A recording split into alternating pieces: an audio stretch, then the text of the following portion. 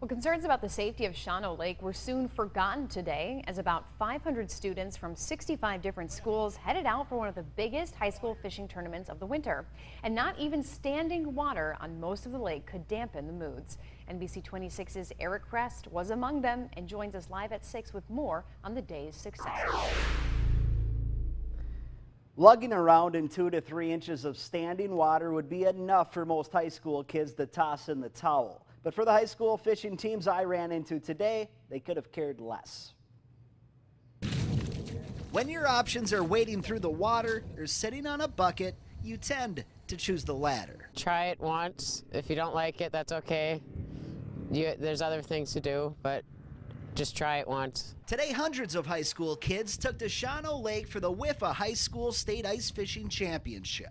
And some of them 22.5-inch northern. even caught fish. A couple nice perch and a couple northerns. Many of these kids are just being introduced to the sport of ice fishing. I've always been into fishing, but this is my second year doing the ice fishing. And in a state where the tradition runs as deep as the 15 inches of ice they're standing on. It's another way to connect with kids. It's enough to make many fathers and coaches proud. The cruddy part is that they only get 4 years of this, but hopefully after school they continue on to the tradition. And while any teenager out here will tell you, Yeah, it's a lot of fun.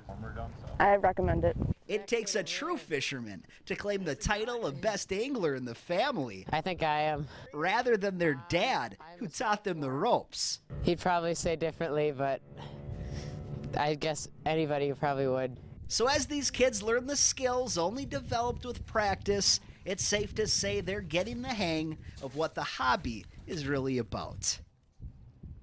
Now, for the second year in a row, the Wisconsin Rapids High School fishing team took the tourney down. And if your high school lacks a fishing club, there is a handful of resources to help coaches start one up. Check out this story on our website for all the details. With NBC 26, I'm Eric Crest, keeping you connected.